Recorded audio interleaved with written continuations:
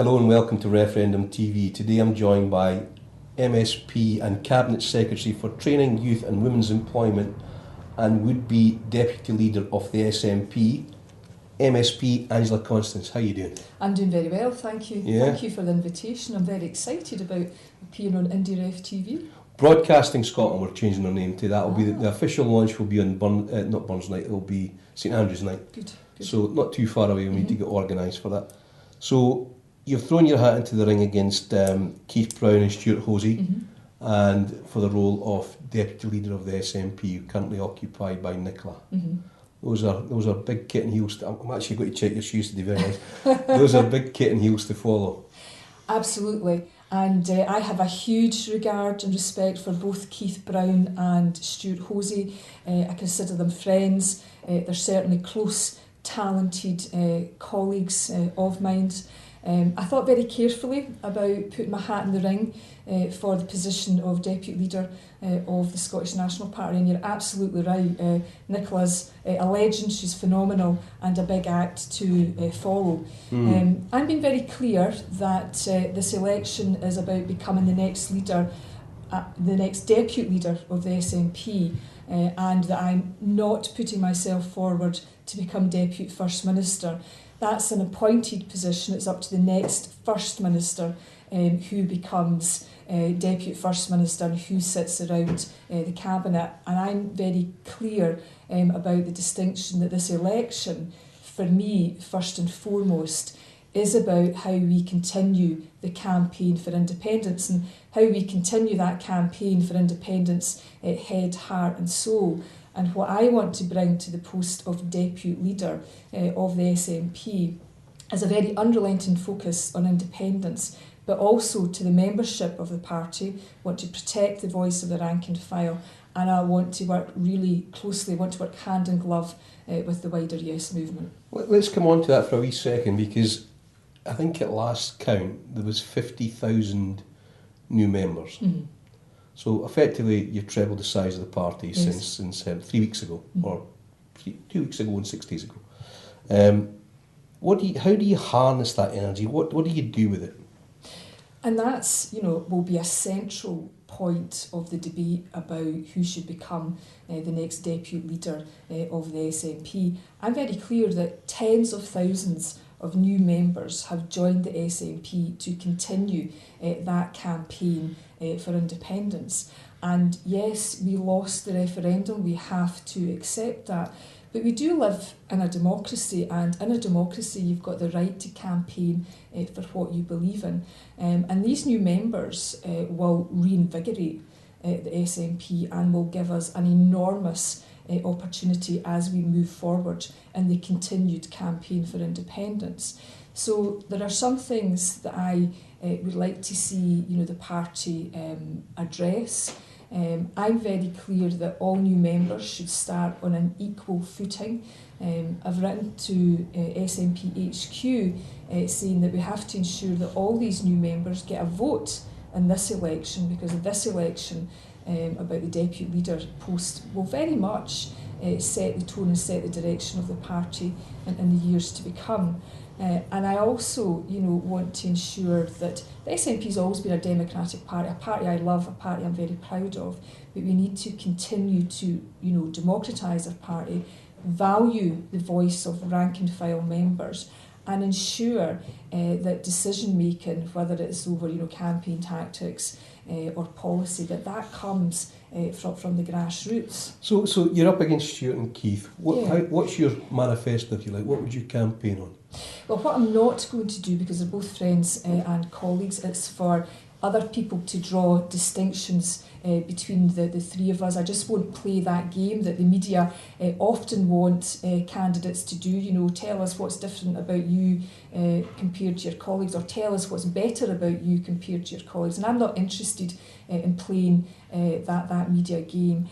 I want to be communicating with the wider Yes movement and the rank and file party memberships. The only thing I will say that differentiates myself from Stuart and Keith, and I jest, is that I'm the youngest. I'm the youngest of the three. Unlucky guys, eh? Other people will draw distinctions and weigh up our strengths and weaknesses. But my manifesto is, in essence, we have to keep our eyes on the prize. The SNP that I joined over 25 years ago was the Party of Independence. That's why I joined the SNP. These tens of thousands of new members have joined the SNP over the last few weeks to continue to campaign for independence. So I'm an independence girl, no ifs, no buts, and will always be entirely focused on that. And then I think, given the massive increase in membership, we have to look about how we protect and revitalise the grassroots movement of our party. Does it need protected and revitalised? It seems pretty vital to me. I think there'll be, organisational issues. For a party that's more than trebled its size, we need to ensure that we've got the right mechanisms in place and processes. And I think, how we've done business within the SNP has, largely been good and positive. But, we want to tap into all the talents of this new, vibrant membership.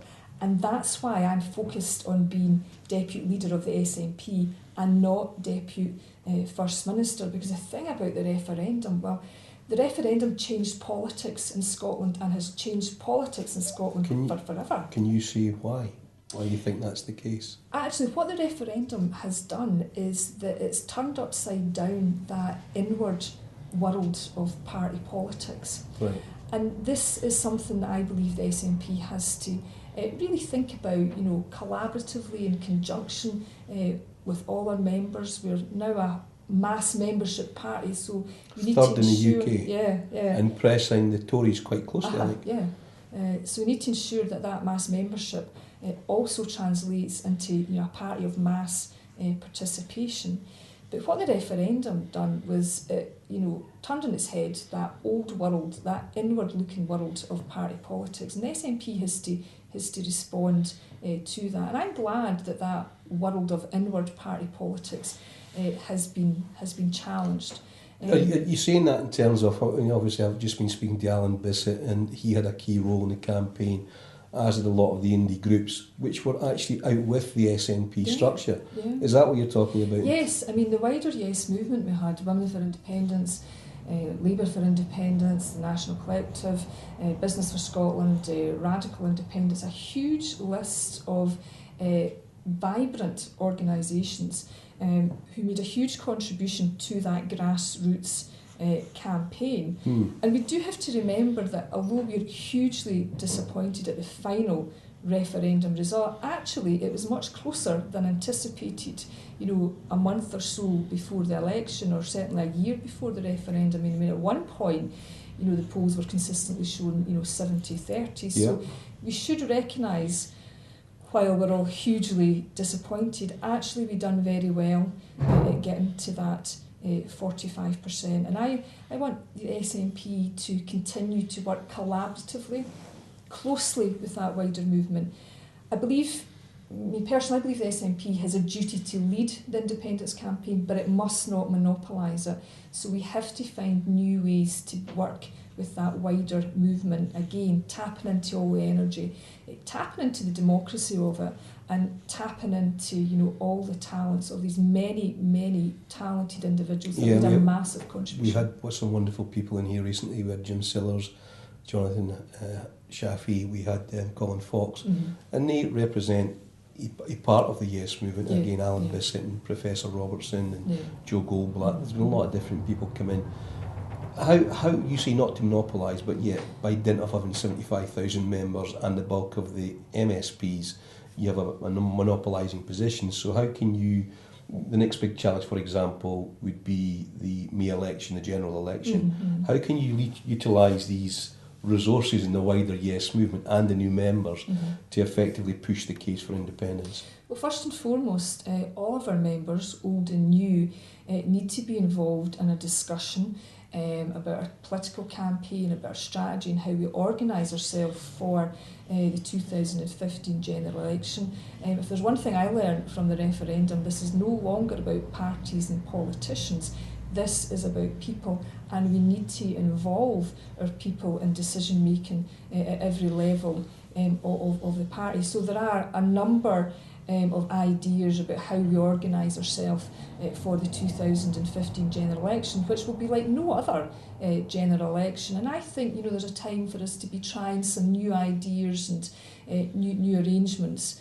I'll maybe say a bit more about that as we progress. I do hope so, because I will be asking it again and again and again. So I'll maybe say a bit more about that as I progress with my own campaign, become deputy leader of the SNP. But the starting point for me is, you know, the SNP, it has to remain a grassroots political party, and it isn't just for deputy leaders and the leadership and the MSPs to be making decisions about our political strategy and how we organise ourselves. You know, this has to be done at every level within the party, and you know that the building blocks of our party is our branch structures, our local branches and constituency associations, and that, you know, needs to be, you know, supported and enhanced. And these structures, you know, people who, you know, belong to their branch meeting or their constituency association must feel that their voices are heard in terms of how we organise as a party, but also in terms of the political and policy decisions that we make. And you know, that's why I'm distinguishing between, you know, the role of the Deputy First Minister within the Scottish Government compared to that as the Deputy Leader of the Scottish National Party. Now, this situation, this position vacant, has come about because the boss has decided to stand down as a result of the referendum. Well, the referendum results brought him to that position. We did a live results show here until 6:30 in the morning, so 8.5 hours we were on it. And at the point we decided to give up was, I think, when it had been declared quite clearly for no, and we were told the First Minister was going to be speaking about 2 hours later. Now, what's your thoughts on the resignation, and how do you see things panning out in terms of, say, Holyrood first of all? Well, I mean, I think, you know, like everybody else, you know, I was at home after, you know, an array of media interviews, you know, up all night, was at my local count in West Lothian, where actually my constituent in Amid Valley, we shaved a yes vote, but it became quite clear to me in the early hours of that morning that we weren't going to get the result that we'd so dearly hoped for. How early?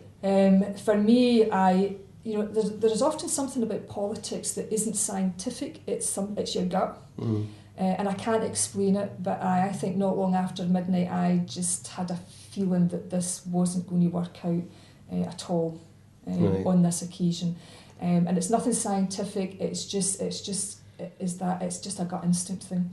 And I know that sounds a bit spooky and a bit weird. Not really. There's stuff beyond scientific empiricism that does exist. And as the West Lothian result was becoming apparent, because in terms of West Lothian as a county, it was apparent, you know, that we were, you know, going to be like, you know, 10,000-12,000 votes behind.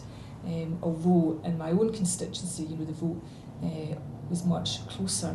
And then you've got to keep yourself together. The thing about, you know, being in politics is, you know, I had to go and telly, you know, at 6:30 in the morning, and you know, had my work face on, you know, and your work shoes, and my work shoes on, yes. Well, come on to those, because I think they were fantastic. And you know, and then you go home, and then you're, despite being exhausted, you're gripped. You know, you're lying at home, you know, watching TV. My mother-in-law's a lifelong nationalist, so before I, you know, went to bed, me and my husband, you know, went to visit my mother-in-law. My mother-in-law's, you know, in her early 70s, has campaigned for this all her adult life, needed to make sure she was all right. And it was in the car travelling to my mother-in-law's about 4 o'clock in the afternoon. We were listening to the First Minister's statement, and you know, you're not always thinking clearly, but he's delivering his statement, which was, you know, it was just, I suppose, a masterclass. He's been that superb statesman, and I was driving, despite having no sleep. I was driving, and you know, my son was in the back, you know, Gary, my husband, you know, was in the passenger seat, and it was just before he came to that sentence, I touched him and I said, he's going to resign, you know, and I was just like, oh, you know, and again, you know, while that at the time felt like a blow, you know, people have to make these decisions. You say it's a masterclass in statesmanship. Yeah. I think you're right. Can you say why you think that was the case? He is just always ahead of the curve, and he, has impeccable judgment. I think impeccable political judgment, and it's often in these very difficult situations that you really get a feel for a politician that's not just a politician, but you get the size of the man as well. I mean, I'm of course biased, but he's been Scotland's greatest First Minister, and he's the best of his generation. And some people would argue he's the best of his generation across the UK. Absolutely, they would. One of the interesting things was it was almost like an obituary for him in Holyrood afterwards, and I found that interesting. What's your thoughts on that from opposition parties? I suppose I thought silly people, because if he himself has made clear that he's not going anywhere. He's no longer going to lead the SNP or be First Minister, but he's still serving his constituents, and I'm sure he will continue to make a contribution, and a very powerful contribution. Well, strategically, George Kevin wrote a very interesting article, I think it was yesterday, where he said one of the things that Alex brought to the situation was a sure hand strategically, in terms of the strategic direction of the campaign. Now, obviously, Nicola's served a long apprenticeship, so she knows how the boss operates. What can you bring to Nicola's current role? Well, I mean, Nicola, again, is the best of her generation. I've seen Nicola, chair and host and lead many independence referendum meeting, and the contribution that she makes is very profound, and she goes down a storm with people of all political persuasions and none. I mean, time and time again, I've seen Nicola Sturgeon at packed meetings, throughout the referendum campaign. She's her own woman, she's got her own style, she knows her own mind, and as she says, she's learned so much from Alec, but she will do things in her own way, and she's a very remarkable and accomplished woman. I suppose for me, what I would hope to bring to the post of deputy leadership is someone that's actually, I always describe myself as a wee bit less than the perfectly polished politician. A wee bit less? I don't describe myself as a perfectly polished politician. I wear my heart on my sleeve. Right. I'm still a bit rough around the edges. Right, hadn't noticed, but fair enough. I'll take your word for it. And I'm very emotive, I'm very passionate. And for me, I hope the thing that comes across with me first and foremost is I'm a hard-working mammy, A hard-working mammy. I'm a human being. You have a 7-year-old. I'm a human being before I'm a politician. You know about loom bands. I know all about loom bands. What about Minecraft? Oh, Minecraft, yep. I'm not very good in the Minecraft. Occasionally my son, will get my iPad and he'll get his Kindle and they'll say, right, we're hooking up, Mum, we're hooking up, Mum. And then what happens is he ends up working both his Kindle and my iPad. But I'm great with the loom bands. I'm quite accomplished. I'm also great with Lego. Right. Yeah, Everything is awesome. I can give any masterclass on Lego. I'm great with the Lego. Right, if somebody could bring a box of Lego down from upstairs, yes, and we'll test this proposition out here. Minecraft, I regard the people who are on Minecraft as my babysitters. Stampy, iBallistic Squid and Elfer Lee as my three guys. So yeah. I know that. I mean, this may not impress the childcare practitioners out there. But it is, I suppose, how I get my paperwork done at night. I'm in the kitchen table doing my paperwork while my wee one's on the Kindle doing his Minecraft. I think a lot of child practitioners would absolutely identify with what you're suggesting. It's real life. It's real life, and it gets the job done. And your history in terms of in ministerial roles, you've worked with youth employment, children and young people, skills and lifelong learning, and now the very large secretary training youth and women's employment there. I had to write it down so I could remember it, otherwise it just wasn't going to happen. What, in terms of those experiences of youth employment, children and young people, would be useful to bring to the SNP deputy leadership role, do you think? I suppose, I'm currently a member of the Scottish Government Cabinet. I have a very politicised portfolio. I have a very demanding portfolio because I'm trying to do everything that the Scottish Government can to create opportunities, work opportunities for women and young people in particular. But I currently operate within a government that doesn't have all the job creating powers. So I can assure you that's not without its challenge. And they say all politics is local. I buy that. I also say all politics is personal. And I suppose one of the things that politicised me as a teenager, growing up in a West Lothian mining village, was unemployment. You're from Blackburn, aren't you? I was born in Blackburn, but I grew up in Addywell. Right. And my father in the early 1980s, a man that was always a worker, had quite a lengthy period of unemployment. So I know what unemployment does to individuals, I know what it does to families, and I certainly know what it does to communities, because the community that I grew up in is still the community that I represent today. I have the privilege of representing my home constituency. So it's very poignant for me to be an employment minister, and I always say, that tackling unemployment in all its forms isn't just a political commitment, it's personal. And I really feel that. So, while I've had a range of ministerial portfolios, my roots are important to me. So, I hope that I bring a lot from my upbringing to, my, profession as a politician. I was also, for many, many years before I was elected to Parliament, I was a social worker as well. You like an easy life, don't you? Oh, I like an easy life, yeah. Doddle jobs. It's not the first time people have said that to me. Social working what? What were you social working? Well, general caseload, or was it children? Well, no, I started my social work career off actually working with adults with learning difficulties. Right. But then after I qualified, I worked in the criminal justice system. So I was a prison social worker in various penal establishments, and for 5 years before I was elected to the Scottish Parliament, I worked at the State Hospital at Carstairs. So I had an expertise in what they call forensics, which is mentally disordered offenders.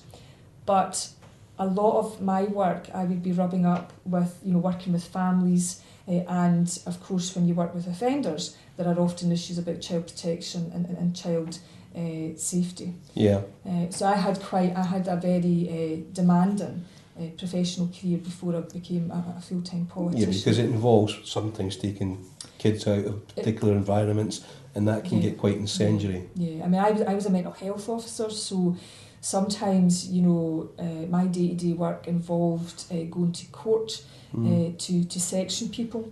And these are huge decisions about, taking people's liberty away from them and making that case to the court, to the sheriff, as to whether or not somebody was better cared for in hospital. One of the things that the Scottish Government did is refurbish the State Hospital. Yes. And bring it up to scratch and make it much more sociable to live in. Yeah, quite an important improvement. Yeah, it's a massive improvement, and last year I went back to visit the State Hospital, and it's very different from the hospital that I worked in. Because it sort of used to be on different levels, and now it's flatter. Yes, and people are being cared for in kind of hub and spoke type environments, and instead of having maybe 30 plus men in a ward, people are being cared for in an environment where there's maybe about 10 to 12 patients. So it's much more conducive to the therapy. There's a lot of myths about mental health, a lot of myths about what the State Hospital was about. And certainly when I worked at the State Hospital, it was at a time when there wasn't much in the way of medium secure facilities in Scotland. People were either in their local psychiatric ward, there was very little in between, and then there was the State Hospital. And many of the people that I worked with in the State Hospital could have been cared for adequately and appropriately elsewhere if the provision had existed. That provision is improved. Yes. If we just turn our minds just now to the more powers, the vow, the pledge, the petition, the list, Santa's little helpers, I don't know what the Easter Bunny's going to bring, this kind of thing. If you, in terms of your brief, the training youth women's employment, what more powers would you like to see? We get that you want all of them, and we get that you want independence, But realistically, given all the contributors to it, what's a realistic proposition that could help you? I mean, we have to accept that the Smith Commission is not going to deliver independence, and that's why the SNP has to continue reinvigorated with its new members and to continue that campaign for independence. Sure. But we accept the result. We have to work positively with others in the best interest of Scotland in terms of the here and now. And for me as an employment minister, it's about, we need job creating powers. We need much more substantial job creating powers. Undoubtedly we have some just now, but not many. So we need those powers that serve a purpose. But they do need to be comprehensive, because one of the things that I've learned as an employment minister is that this isn't just about taxation, it's also about employment legislation, it's about employment services, the Department of Work and Pensions, Jobs Centre Plus, it's about equality legislation, it's about how you set the national minimum wage, it's about your benefits system, it's about what other economic levers you can get. So you really need a very comprehensive package, and not just a few wee cherry-picked things. So you'd like them more aligned?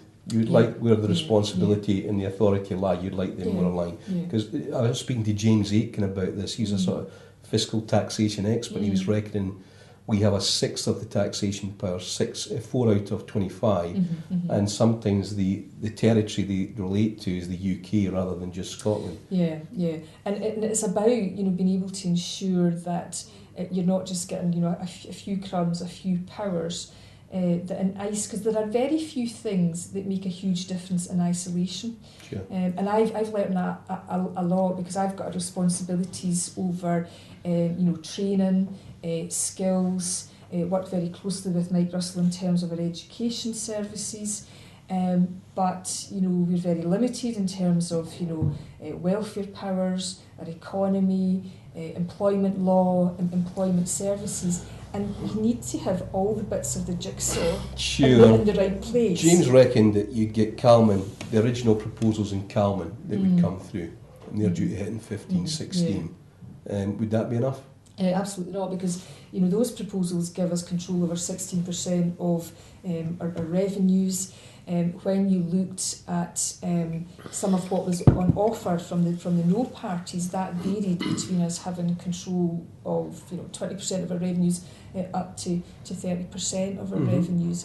And yet, when you look at that, 45% voted yes, and there'll be a huge proportion of no voters that were voting no on the basis that they were voting no on the basis of more powers, vote no for change. I think somebody said about 25%.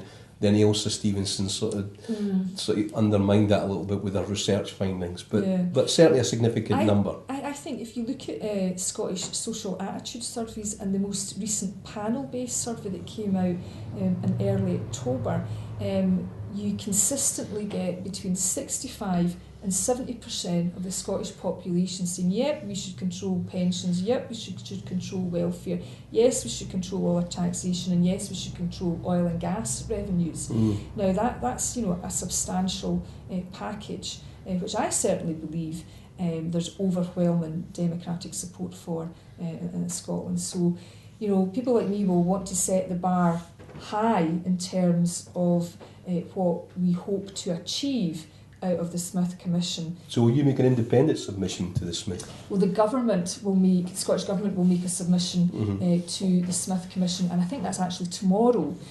So you'll be able to have a look at that, and obviously individuals have the opportunity, and wider civic organisations have that opportunity to make submissions too. I have a very simple request, which is that the BBC shed all its Scottish authority and responsibility and set up an independent broadcasting authority here. I don't think it'll happen. Well, I mean, in the context of the campaign about who will be the next deputy leader of the SNP, and the hustings meetings have already started, I'm sure it'll be no surprise to you about how often broadcasting comes up. Well, hopefully Broadcasting Scotland we can do something about that. Obviously, it's a wee advert for us. Yes, indeed. But in the meantime, that's all we really have. We have that, and obviously the very powerful social media tools that we can use, and the writers and poets and playwrights like Alan can do as well. In terms of the situation now at Holyrood, where does that leave the Labour Party, particularly after being so closely in cahoots with the Conservative Party in Scotland? I think it gives them a huge problem. I think it gives them problems with trust and credibility. I think their, behaviour, their pitch during the referendum campaign has certainly helped the increase of memberships, new members into the SNP. So I think They claim new members as well, Angela. Well, I would love to see their numbers. I don't think it's anywhere near on the scale of the Scottish National Party. Show us your numbers, Party. Please. Yes, show us your numbers.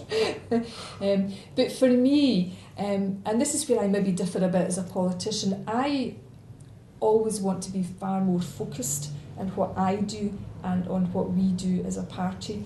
And yes, we can, point to the opposition and have a whole list of things that they've done that we didn't like, but you can never control what the opposition do. You just need to be, focused on what you do, doing the right thing. Sounds like you can get a team talk here from Sir Alex Ferguson. Don't just ignore the opposition, just play to your own strengths, guys, you'll win the victory. I'm a wee bit like that now. Yeah, well, he's a tremendously successful man, so it makes sense to be akin to him a little bit. And I suppose what I'm trying to say that as yes campaigners, we can indeed point to an extremely negative no campaign, a campaign that had a litany of fears and smears, and a campaign that very often appealed to the lowest possible denominator. And I think some of the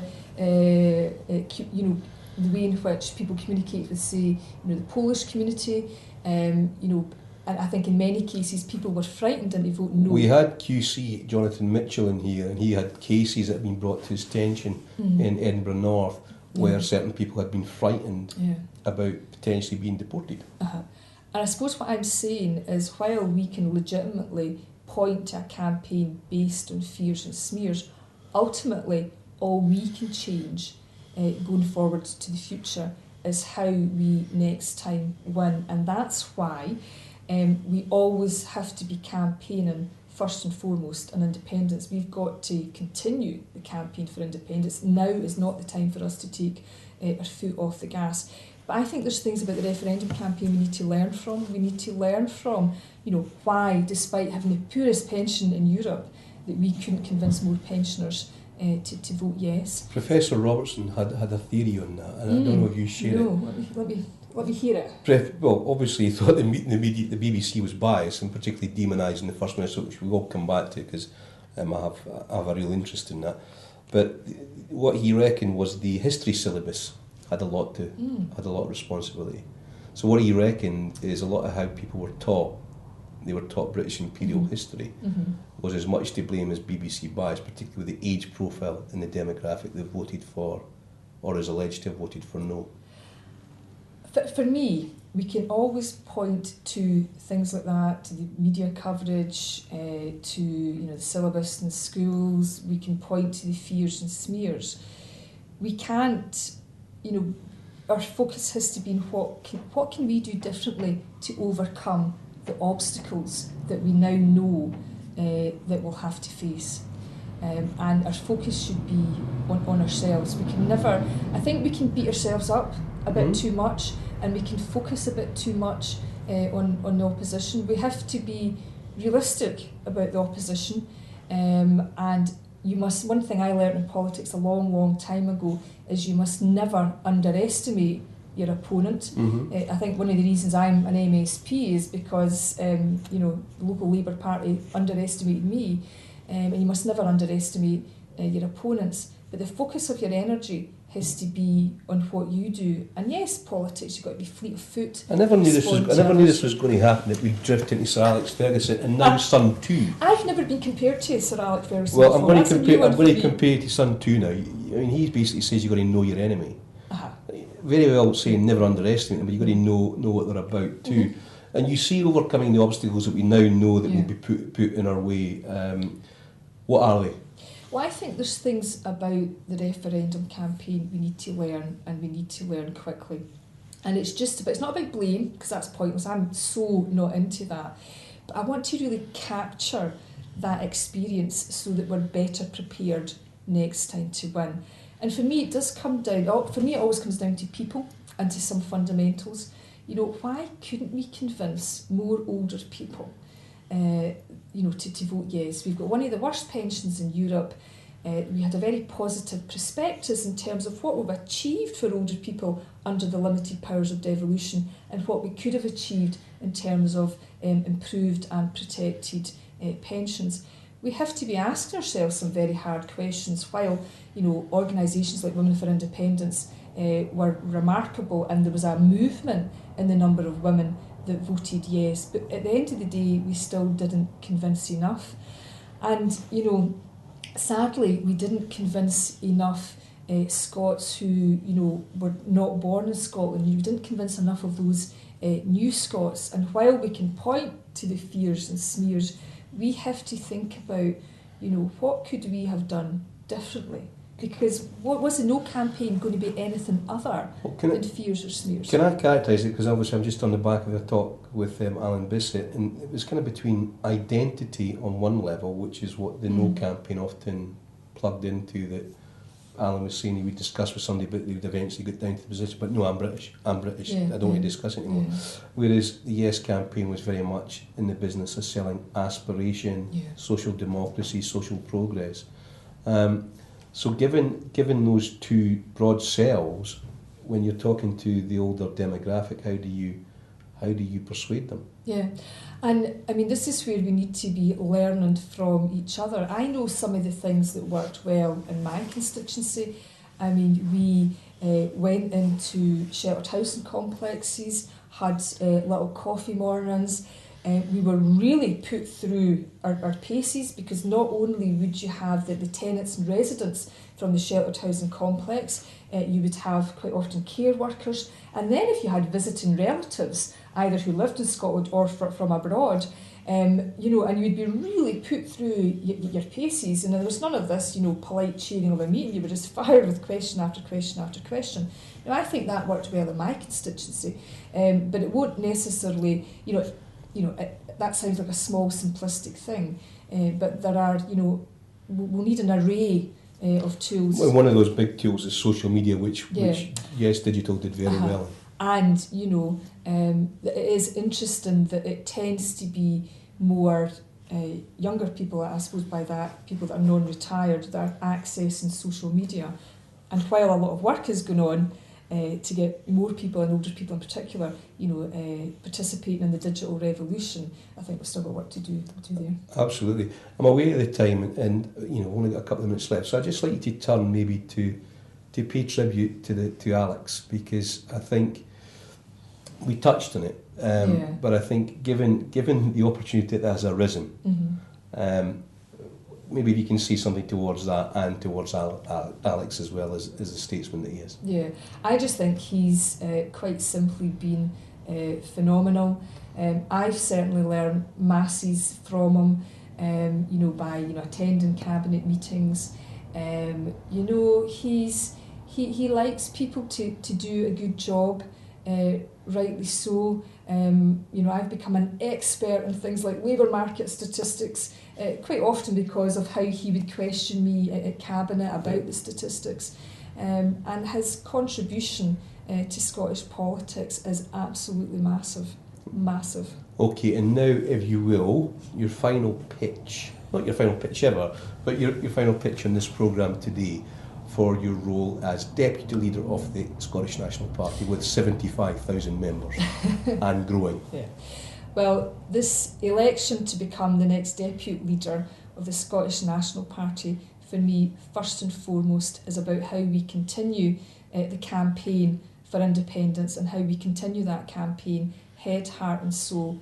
I've made clear I don't want to be Deputy First Minister, but I want to be Deputy Leader of the Scottish National Party, where I focus very much on the members of our party and their needs, protecting their voice, ensuring their participation at every level in this party, and also working hand in glove with that wider yes movement. Thank you very much. Well, unfortunately, that's all we have time for today. Naturally enough, Angela has an incredibly busy schedule, not just attending Parliament, but attending hustings throughout the country and perhaps beyond. So we're very grateful. Angela Constance, thank you very much. Thank you. It's been an Much absolute pleasure. appreciated. And obviously this is open to Keith Brown and Stuart Hosey too. We wouldn't just want to be seen to be backing one candidate. You're more than welcome to come along here, chats, and we'll have a conversation too. And that's all from Referendum TV today. Thank you very much for joining us, and we'll be back soon. Bye-bye.